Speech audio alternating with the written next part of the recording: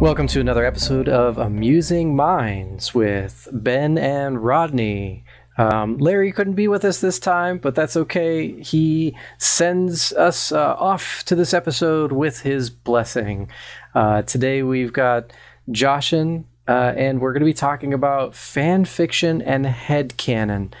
I've always had a fascination with fan fiction and people just sort of creating their own version of something that already exists, like a fictional universe that already exists, or a movie, or anything that you could consider a fandom. Like, what is your experience with it, Rodney? Like, what's your story? I think this will be a fun and interesting episode for us. I particularly don't have a ton of experience with fiction per se, as far as like actually reading it.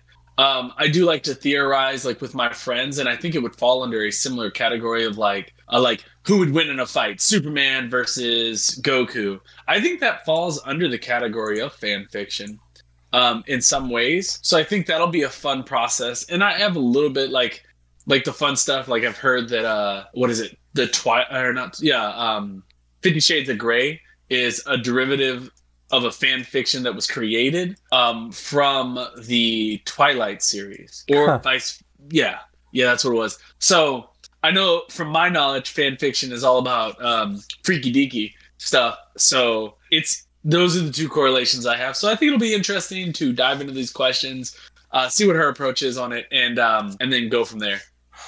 My experience is not as much in fan fiction and reading those alternative stories as much as it is the headcanon. Headcanon is, I think, sort of a lesser form of fan fiction, and just it's also sort of extension of fan theories, which I didn't really get into fan theories a lot until the internet age of the last 10 years or so, where everyone wants to make predictions about sequels or about what's going to happen in an upcoming movie or book or whatever.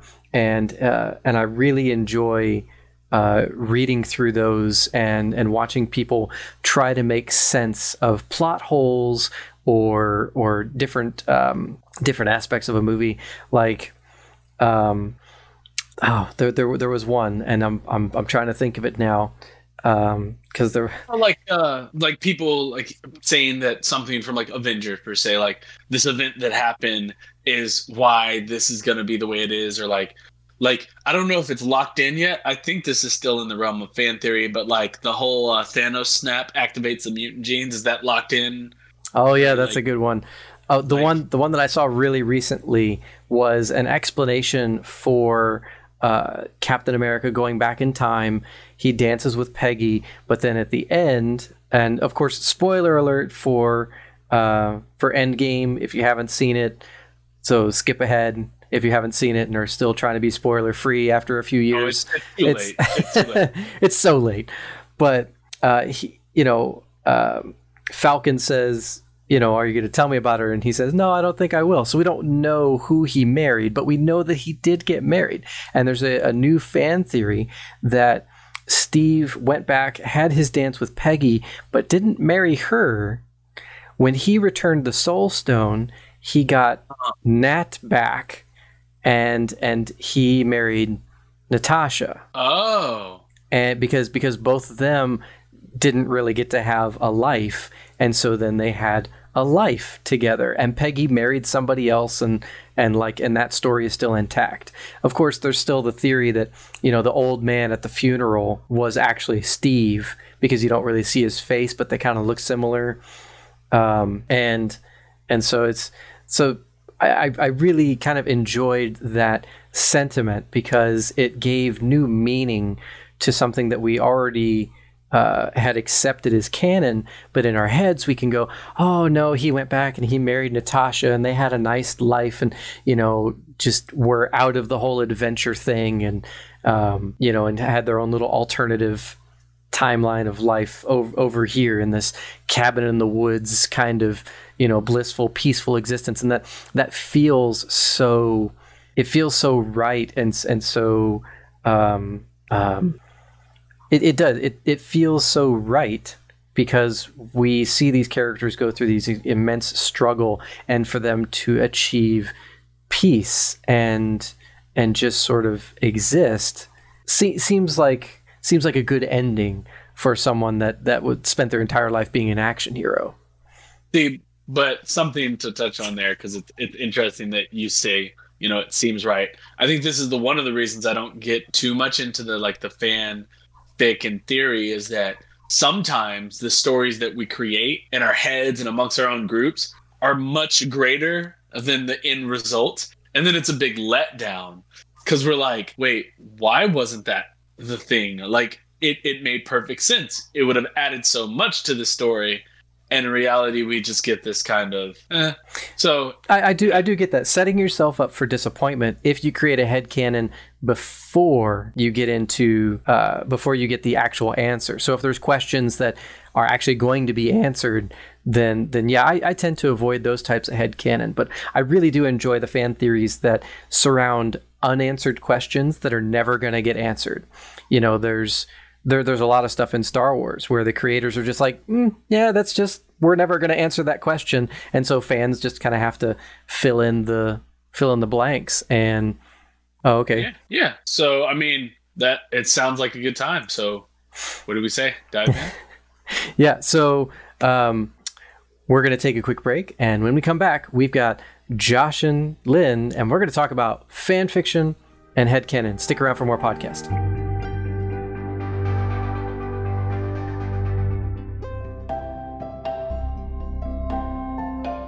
And welcome back. We've got Jashin Lin here.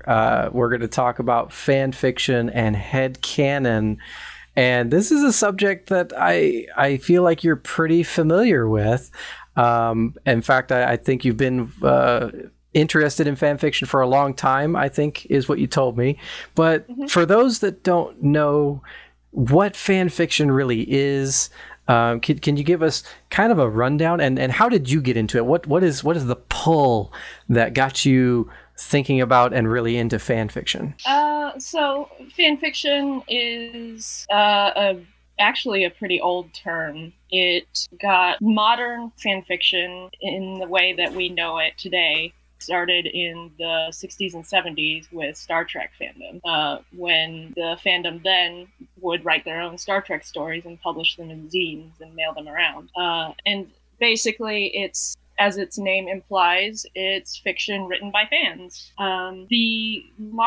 There's been actually a fair amount of academic work done on the topic since then, and kind of the generalized term for it is transformative fan works. The transformative part of it is key because the whole general ethos is that you take a creative work that you did not do from the ground up and expand on it, transform it. And so that covers fan vids and filks and fan art as well. So that's just sort of the general term for all of those sorts of works. And it's kind of like, it's the nerdy fandom version of remix culture. So you're basically just remixing stuff all the time. So fan fiction is like, if I'm hearing that right, a grand umbrella that encompasses more than just the writing aspects.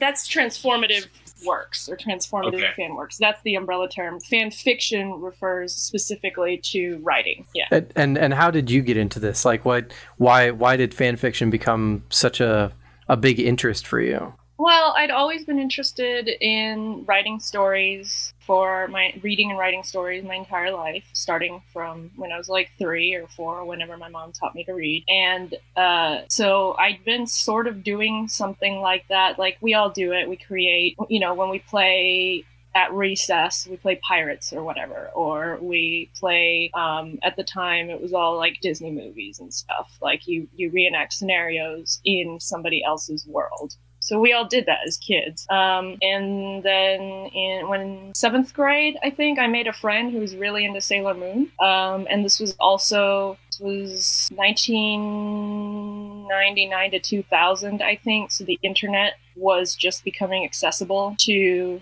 the layperson, not just adult geeks who had the access and the technology. Like this was the modem age still, but I could get online and go look at all the Sailor Moon fan sites. And this friend that I made, we were still in the age of finding someone's fan fiction and then printing it out on real paper and taking it to school to share with friends, because not all of your friends might have the internet. And even if you did, your family might be on the line, or, They pick up the phone and then your connection is just gone. Yeah, exactly. And it took like 6 hours to load the ASCII art or whatever. Do you still hear that sound in your head when you think about modem dial-up? Yep. So she introduced me to the Sailor Moon fan fiction, and I was immediately hooked. Like, it fit into the same parts of my brain as all the fantasy novels and sci-fi novels that I was reading. I was looking for an escape. I was looking for worlds to live in that were more fulfilling than real life. I was looking for the endorphin stimulation that my ADHD brain wasn't giving me. And that's why I read so many books. And the fan fiction fit in right there. It's like, oh, hey, 3 stories of characters that I already know and like. Awesome. And that's about the sum of it. I've been in and around the fan fiction and fandom world since, about 2000. So it's been 21 years. That realization, 21 years on your expression. Sorry. That's so great. For the listeners, it was just imminent dread of 21 years of life going past it. It's like that past episode when we talked about, what was that moment when you realized that this is adult. This is adulting. And Yep. and I saw that look go across Jashin's face, like 21 years. I'm not even old. I'm still considered a young adult, but that's. I'm a fandom old. I regularly shake my hands and yell at the clouds about kids these days and how they don't understand fandom etiquette and why they're being such little dickbags. Yeah, I feel like we're all a little more aged than the average person our age, though, because of our lives. Mm-hmm. Like 2020 added 10 years. I don't care who you are. Oh, exactly. And fandom definitely was a huge source of entertainment and comfort for me in 2020 because, stuck inside, not much to do. I'm an introvert anyway, so I always spent a lot of time online anyway, but definitely in 2020 I was forced to do it a little more than I would voluntarily, I think. Did you do some fan fiction writing during the... Oh, yes. I did. Not as much as I did last year or the year before that, but these things come and go. I'm a very slow writer, focus issues, so. Any favorites? Like anything that you're focused on currently? Like you started in Sailor Moon. Has that carried over into more current things that you write and you still write in that universe? Or what universe do you love working in right now?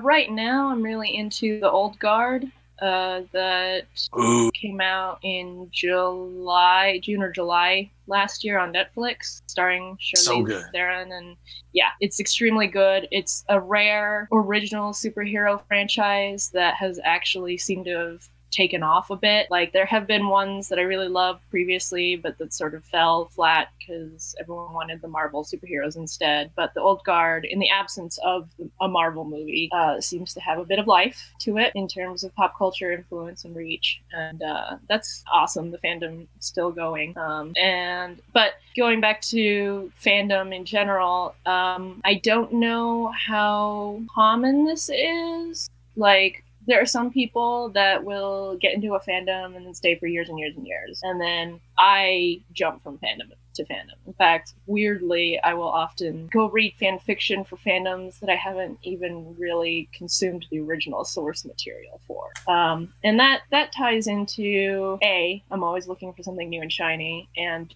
B, because fan fiction and modern fandom has been around the 60s and 70s, that's more than enough time to evolve its own conventions and tropes and styles and genres. And so I can often go into a fandom for a property that I haven't actually seen or read, and still enjoy the stories there because they're written in a style that I find familiar and recognizable. This has its pros and cons. There are issues with that, but it is what it is.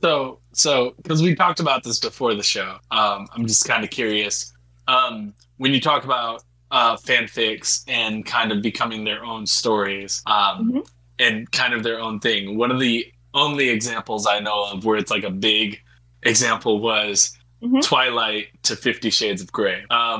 So are there any other examples that you have that maybe I won't know as an outsider, as far as like not necessarily to film, but even into writing fanfics that turned into something bigger or equivalent to their original source? We call it filing off the serial numbers.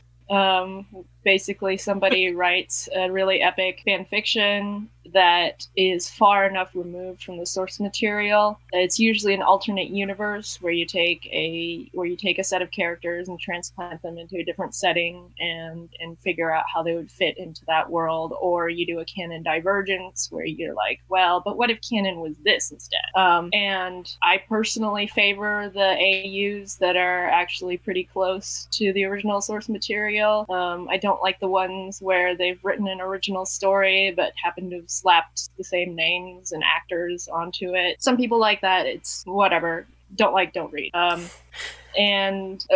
those, if it's a developed enough universe and developed enough characters, then you can really just copy paste the names, maybe do a little bit of rewriting and publish it as your own original material. And there have been several authors off the top of my head I know who have done that. There are way, way, way, way, way more fanfic writers who got their start in fanfic who go on to do their own original works. Like, they don't even file off the serial numbers. They become bona fide fantasy, sci-fi, YA novelists. Like Naomi Novik. She's a very famous example. Her handle is Astolat, and she's written quite a lot. But her Temeraire series, I don't know if anyone's heard of that, but it's a fantasy series, I think, that involved dragons, maybe? I don't know. But it's got a fairly large literary following, and she honed her skills in fanfic.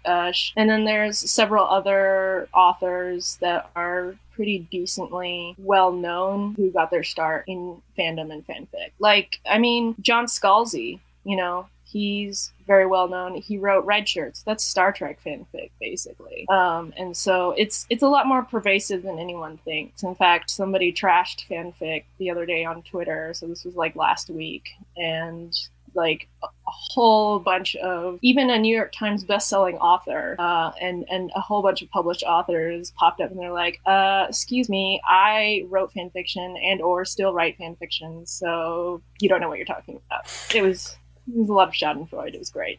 I mean, one would imagine that fan fiction would be a great like starting point for someone who wants to be a writer, because they don't have to just come up with all the things. They can just use pieces of the tools to help create original art. And I mean, that's every art form. Yeah, plus you get instant feedback. That's one of the things that's talked about a lot of value of fandom and fan fiction, is that there are no barriers to writing it. There are no barriers to publishing it. There are no barriers to instant feedback. So, if you are young and poor and marginalized, you can get experienced editors to look over your work. You can get critique from other people in fandom, and you can get it right away and for free. And a lot of people hone their writing skills over the years. That being said, there's also been this school of thought, or this pushback against the idea that fan fiction is only training wheels, because quite a few authors still write fan fiction. Some of them will reveal their handles, others will not. But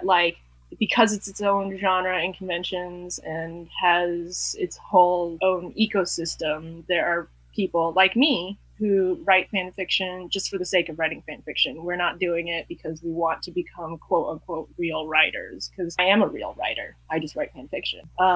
And then it also ties into that whole idea that the divide between original IP, intellectual property, and transformative derivative works is actually not a very big divide. In fact, it's not even really a divide at all. The whole notion of intellectual property is maybe 100 years old, best, out of 10,000 years of human storytelling.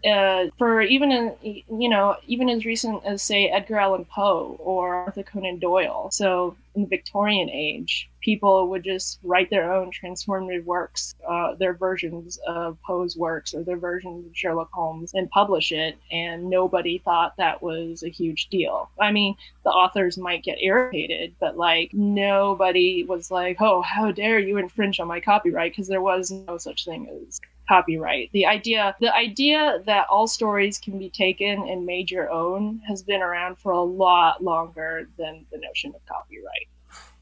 Agreed. Yeah, I remember. Of course, I can't come up with an example now, but I remember reading about some novels that were essentially fan fictions and we just took it for granted that we never thought of them as fan fiction, and I thought that was not only really interesting, but yeah, remixing and retelling has been around forever. I actually had a thought about something you talked about a little bit ago, so I'm taking a slight step back. Because we kind of like, flowed through a few different thoughts really quickly. You said that you like stories better that are sort of anchored in the original material, and not like a whole new thing with just names slapped on it. So I was wondering, this kind of relates to the comic book world a little bit more, but maybe also comic books versus movies, or books versus movies. So is there a difference, or is there a divide where, like in the comic universe, they have different universes of the same characters, right? And like for Marvel, they call it different, or DC calls it different Earths or whatever, Earth 616 versus this one versus that one. Is there enough of a common thread between those universes that still makes it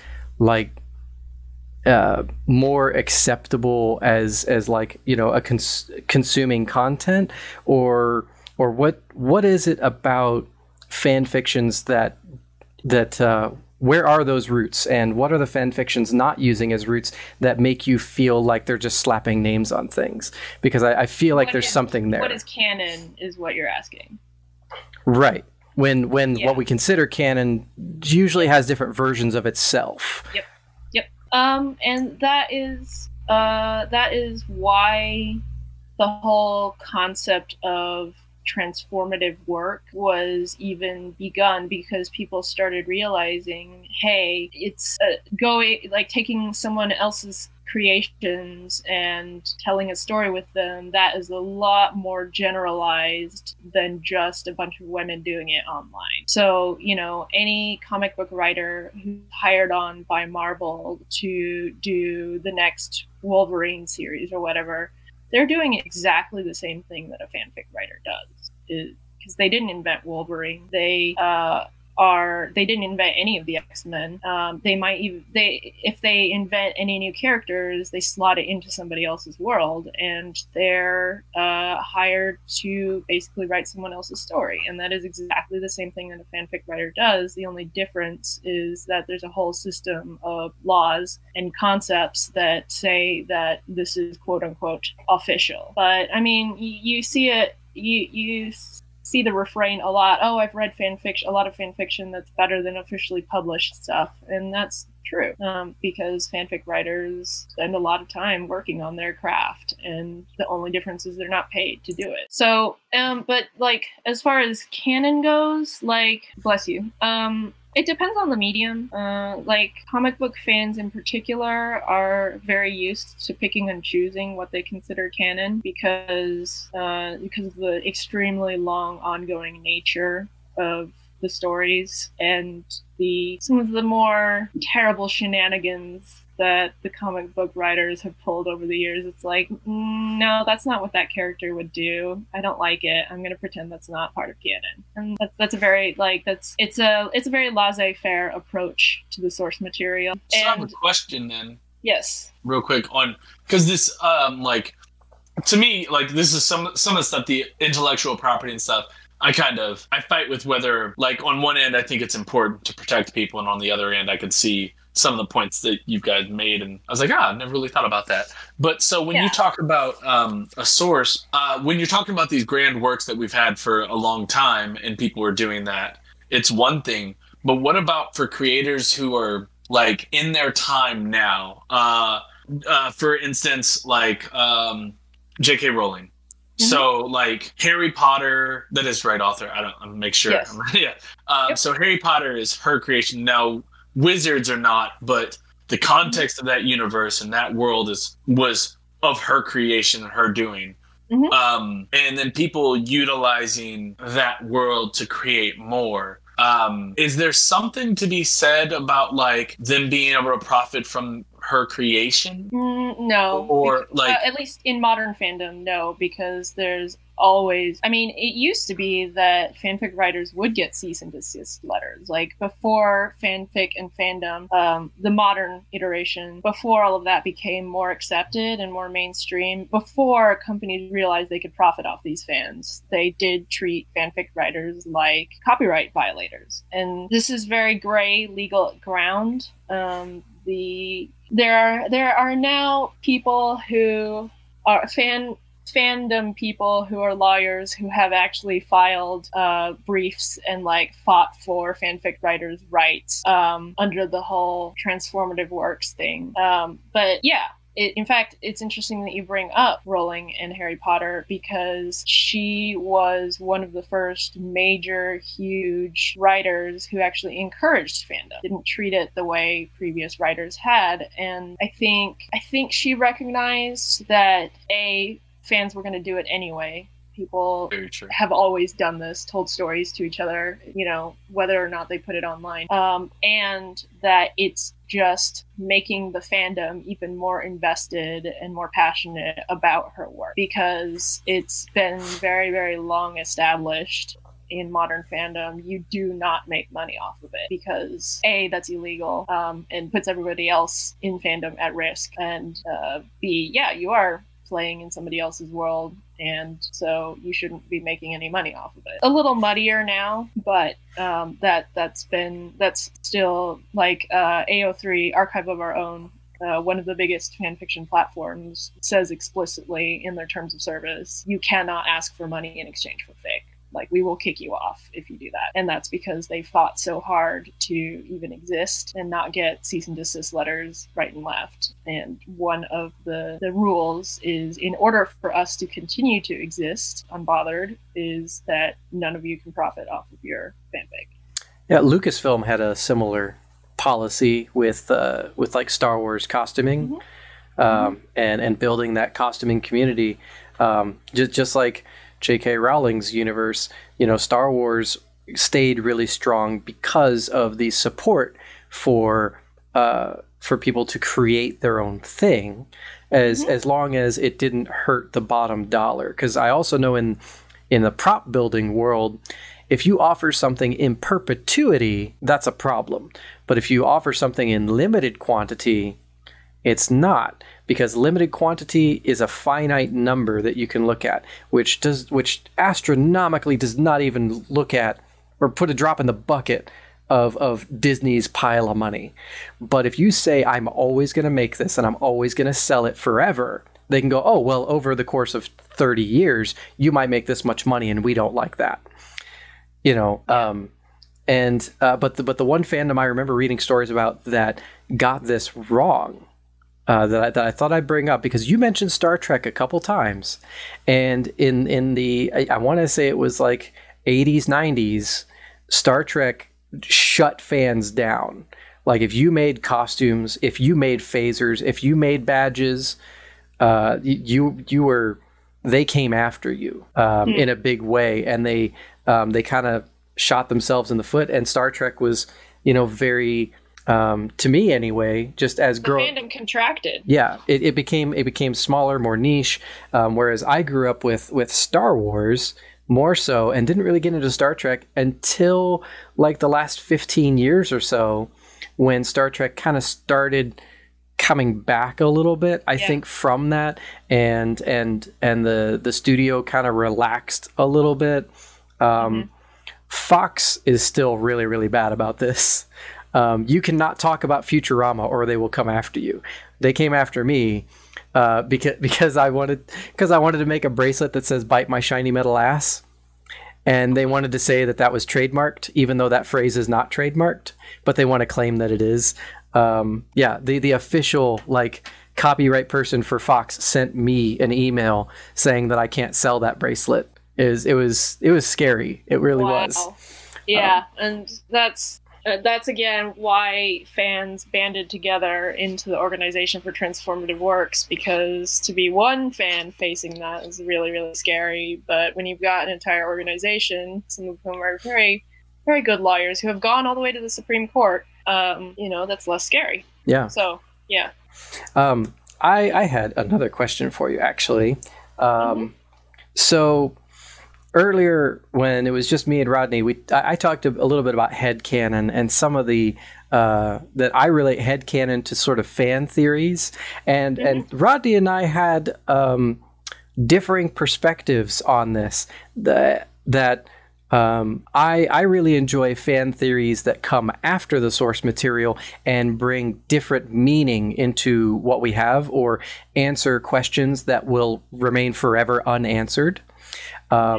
And Rodney's point was, and correct me if I'm wrong, but Rodney said that fan theories can kind of ruin the source material for you if it comes before the source material and it either hypes you up or gives you a different expectation. Then you can get set up for disappointment really easily if you dive into these theories a little too much. What are your thoughts on that perspective? So headcanons and fan theories are very closely related. They're not super well defined. I personally see headcanons are, well, as the name implies, it's things that you are personally going to regard as canon. You are aware that it is obviously not in canon, but for you, as you proceed along making fan art or fan fiction, you're going to treat your idea as if it is in canon. Like, you're going to incorporate that idea into your work. So I guess fan theory is maybe would be the larger, more general term. Headcanon's like a subset of that, probably. But I mean, I personally agree with Rodney in the sense that I don't like a lot of heavy speculation before a work comes out, because it sets you up for disappointment. Some of the worst fans are the ones that are like, well, you ruined it for me. I can't ever watch Star Wars ever again.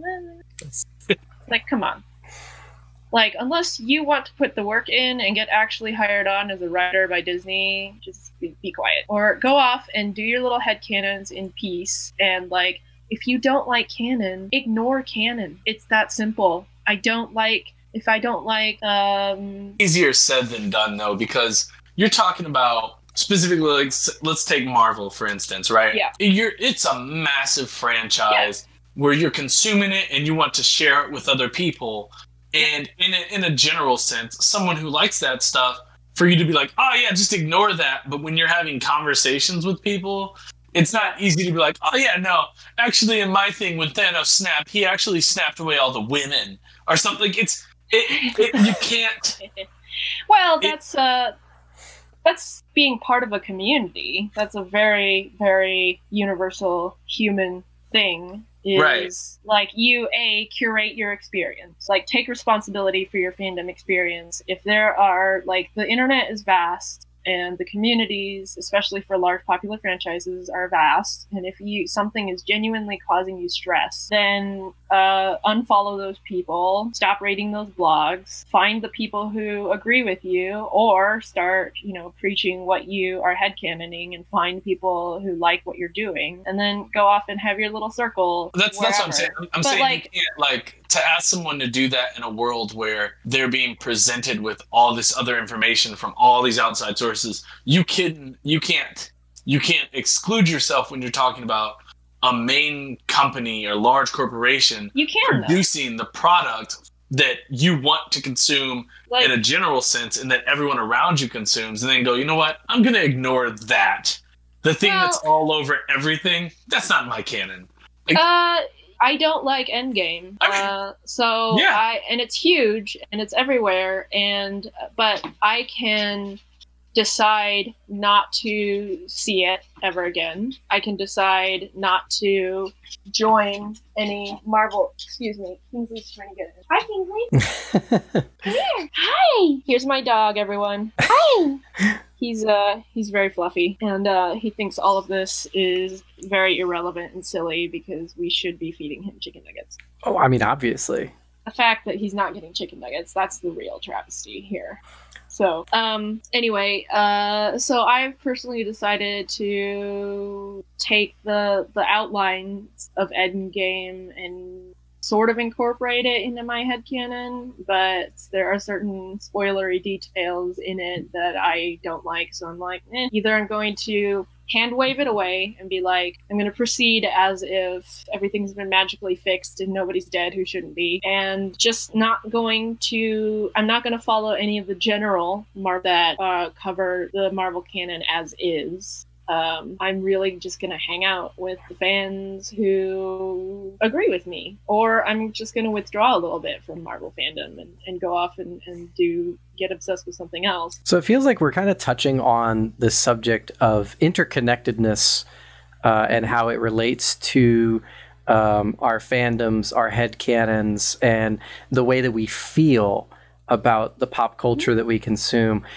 Joshua, what would you say are the pros and cons of, I mean, now versus like, you know, when we were consuming things in the 90s and just watching cartoon shows and sort of building extra scenes and situations in our heads, totally different feel then than it is now with the internet and interconnectedness and the fact that these communities not only exist, but Rodney kind of has a little bit of a point that I feel like is they have their own influence and their own reach. There's always influence and reach, and so what would you say are the pros and the cons of us having developed this extreme interconnectedness between communities and what people think about the pop culture that they're consuming? The pros and cons are pretty much largely the same pros and cons relating to any community on the internet.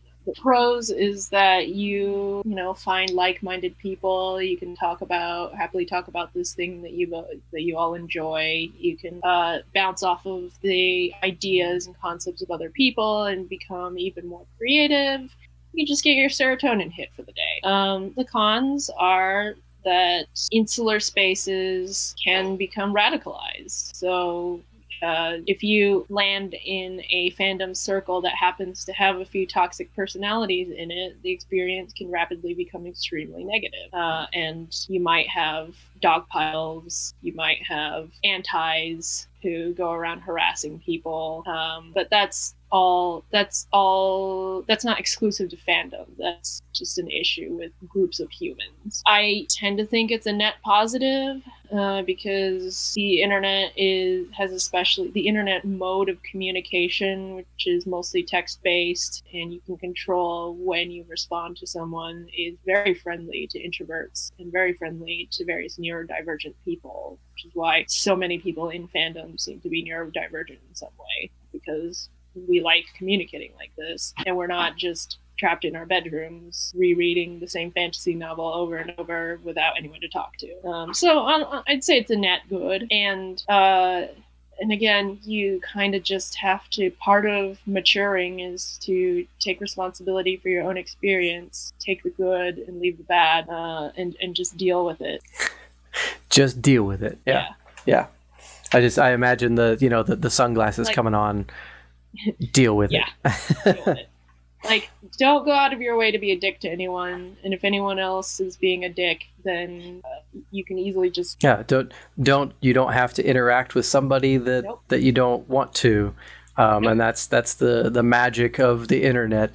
I think some people get so absorbed into the disagreement that they have over what they feel versus what someone else feels, that they just become obsessed with, no, what I think is right.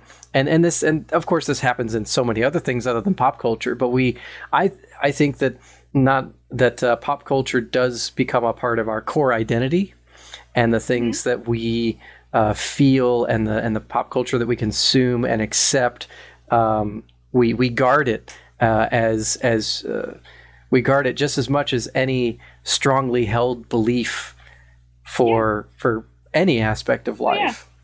And you have to keep that in perspective, otherwise you become a very unpleasant person. Headcanons, you can become deeply invested in a headcanon that you like, but you do have to maintain that awareness that it is your own personal preference. Right. But I mean, this is all about emotional growth and maturity and stuff. We're adults. Yeah, we're growing. Exactly. We're doing things. If you're 14 years old and your brain is still developing, it's like, yeah, okay, you'll screw up, you'll make mistakes, you'll yell at people and say some pretty dumb things, but you're 14. Yeah. Hopefully, you'll grow out of it. No excuse for a 30-something-year-old to be yelling about how Star Wars ruined his childhood or something like that. Yep. Actually, I did want to ask about that, because some of what we talked about made me think about people that say this ruined my childhood, right? Because we have that's an incredibly entitled attitude. We have this we create this fantasy around the pop culture that we've consumed and how we feel about it, and then something new comes out that maybe contradicts it. Tell me your thoughts on ruining childhoods. Is that a thing, or is that just made up? Because it's like, unless Skynet literally time travels back into your childhood and destroys every single VHS, it's not going to be able to ruin your childhood. You can go back and rewatch or reread the original work that you love so much. Nobody's going to take that away from you. It's actually very freeing once you're in this mindset that copyright and intellectual property are not so important, that there isn't really a bright dividing line between what somebody being paid puts out and someone not being paid puts out. Like, you view it as all creative work. It's weirdly really freeing to just be able to pick and choose what you do and do not like. So like, just because this person got hired and got paid to put out this new installment that I don't like, doesn't their work more quote unquote official in terms of like pure artistic merit? Like, it's all just one big soup of creative work, right? And so I can pick the carrots and leave the celery. Yeah. I have to challenge this thought just a little bit, just to challenge it, but also I know we don't have enough time to actually debate this fully. And I think your analogy is really well said, as far as like, if you have like a dinner plate, you just pick and choose what you do and don't eat. But the thing is to me, depending on your plate, sometimes you need the nutrients from certain foods. And choosing like what I do and don't like as like this thing in this thing, to me, that's it's something I definitely have to think about and process, because I can see the merit to just having a free form, like you choose what you want. But I also can see where if I'm looking for a certain thing from a source and trying to consume it, and I put them as the say all be all to this thing, and they change things, how it could affect someone. So I can see where one would say, just do what you want with your mind. But I also can see how it can impact somebody, as far as like, they're perceiving this from this source and they're saying that that's their thing and that's their baseline. So it's a lot more difficult to accept. And this can very easily segue into like issues of representation and issues of racism in media, or sexism in media, or various harmful portrayals of something that can make it into media, and just ignore it doesn't solve that problem. Or flip That it. is very true. Or flip it, things that don't make it into media, like not having certain representation, not having certain characters being a certain way. So just saying to ignore it, to me, like there's really solid, like I actually liked some of the stuff you said about it, because it's like, oh yeah, it is just fantasy. It's all made up anyway. It doesn't matter.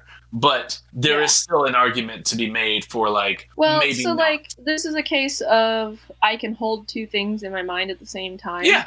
I can, on the one hand, like, okay, say there's a really racist portrayal of somebody in a movie. Yeah. And I can, at the same time, yell about and advocate for better representation or advocate for solving or changing racism in media. And at the same time, I can also be like, I don't like this racist portrayal. I'm going to go write a fan fiction where the same things happen, but the racism is removed. So that is a case where I can be like, this is a creative work, and I can take that creative work and make it my own and remove or change or transform the objectionable content in it. And so that's two things that you can do at once, which is talk about how this work has impacted audiences at large, and then do something about it on a personal level. And you can and whoever reads your fic could also feel that validation of like, yeah, this is how it should have been. If that, so fan fiction gives us into very nebulous topics, very nebulous topics. That's okay. What you're saying is solid, and it makes perfect sense. And I think for, at least for us in this conversation, I completely understand where you're coming from. I try to approach things from a mindset of not my own, because it's very easy for me to be like, yeah, okay, cool. I'll just step aside. This is my thing. And I'm skilled enough and creative enough that I can literally create the worlds I want and be extremely happy with it. But there are some people who don't have that ability to do that, to separate that kind of thought. So I think it's an interesting thought experiment, and it's interesting to dive deeper in. But I'll let Ben go ahead, because like I said, I can go. Yeah, we could continue going on. I think this is a great primer for a whole episode around the social dynamics of what we're talking about, and reflection of society through pop culture, and like there's so much good juicy meat there that you just really want to chew on. But I think we should leave our audience with a few questions lingering in their minds. So Jashin, where can people go to learn more about this and find out fan fiction, maybe even read some or find out how to write some? What are some of your best resources? I would say to find fan fiction specifically, and sometimes fan art too, go to archiveofourown.org, or AO3 for short. Is the platform that is owned by a bunch of volunteers. They run off of donations, and they were put together after, like, the previous platform was LiveJournal, and there were a lot of corporate shenanigans that really, really destroyed fandom on there. And people were like, okay, we've been chased from platform to platform. We're tired of this. It's time for us to own our own servers. And that's what happened. So there's no advertising, there's no entrance fees. It is there for you to read and publish and comment as you please. You are not the product on that website. So yes, that's also, not to be extremely biased, but I think the best fan fiction is on that website. So cool, very awesome. Well, but the organization that runs AO3, the Organization of Transformative Works, they also run fanlore.org, FANLORE.org, and it's basically Wikipedia for fandom. And there is a lot of really good information if you want to find out about the minutia of different fandom controversies and dramas, and who's done what, and oh my god, what crazy shit happened in the Harry Potter fandom in the early 2000s. Fanlore is where you can find out a lot of that stuff. Awesome. Those are some great resources. Josh, and I just wanted to say thank you for talking to us today. We really enjoyed having you on and talking about fan fiction and headcanon and pop culture. And there's so many more deep conversations that we can have around this subject. I hope we can bring you back sometime. Listeners, we will be right back after this break. Rodney and I are going to give our final thoughts. So stick around for more podcasts after this.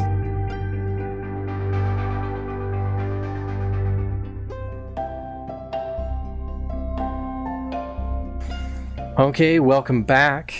We just finished talking with Jashin about fandom and fan theories and headcanon and fan fiction and creating universes within our minds based on source material. And it was, there was just so much to unpack there from, I mean, basically what we have is people have always remixed and retold stories in their own way.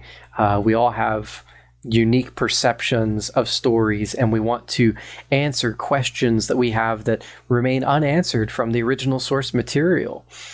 And basically, you could find this stuff, way far back in storytelling. Novelists that write novels based on other ideas and sort of their own remix of a story. There was a really famous one about Bram Stoker's Dracula getting translated into another language, but it actually was a fan fiction because the story didn't match at all and went a completely different direction. Really cool story. But we have this, the internet has created such interconnectedness with people and a way for us to share our perceptions, our ideas, our fictions, our universes with each other, and we seek out people that want to appreciate it or agree with it, and sometimes we find people that have opposing ideas, and maybe there's some discourse. Is that a good thing? Or is it something that we try to avoid? Do we need to just pick and choose the things and the people that make us feel nice, or do we need to expose ourselves to opposition and challenge the things that we think about? And we didn't get to answer that in this podcast episode, but maybe we can in the future. So basically what I'm saying is fan fiction is really cool. I'm definitely going to check it out. I'm going to read some fan fiction. I'm already super into fan theories and speculation, but not too much. Just enough to be entertained without setting myself up for some kind of disappointment. Rodney, how did you feel about this episode? Because I'm just totally jazzed. I really, really enjoyed this. I'm like on cloud 9 right now. Yeah, I could tell. You were definitely deep in it. I think it really was a good episode. I think we really talked about some things that I haven't considered as far as the fan fiction realm goes. That was interesting.